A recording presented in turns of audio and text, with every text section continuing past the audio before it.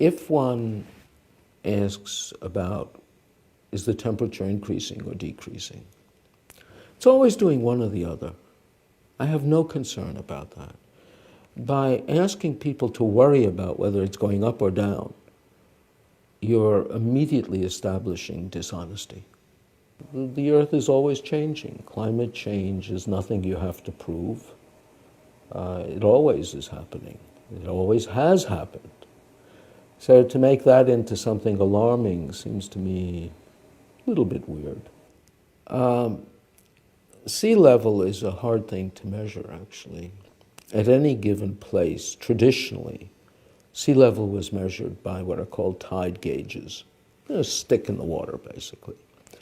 And two things change what a tide gauge shows: the land moving up and down, and the sea moving up and down.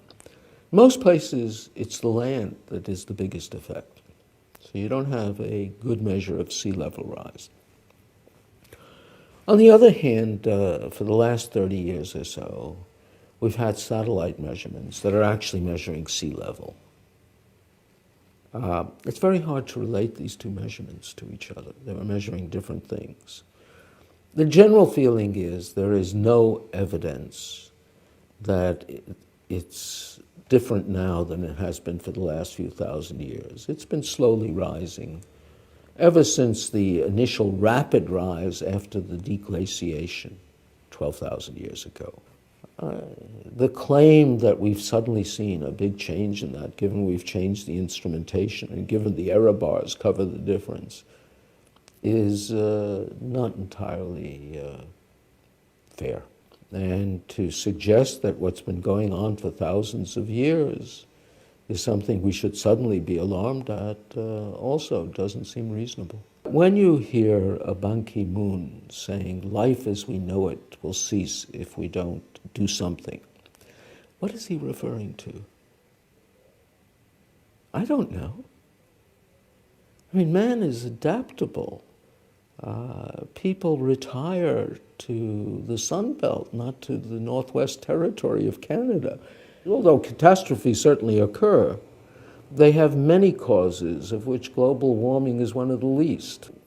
There are so many interesting questions in climate. We still do not have a complete handle on why we had ice ages.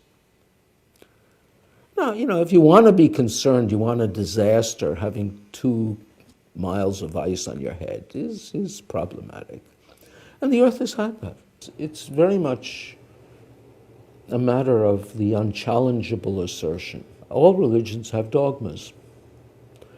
Dogmas are not proven statements, they're assertions that cannot be challenged. It doesn't mean they're false.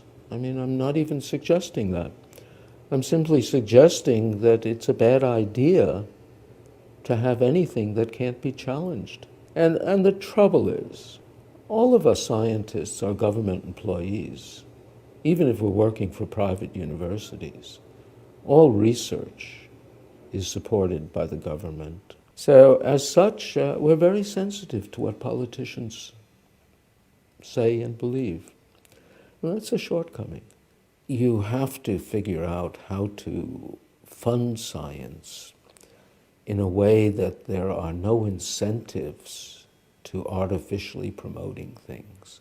When you hear, for instance, a scientist saying the science is settled, that person has stepped out of the science. I think that registers with ordinary people.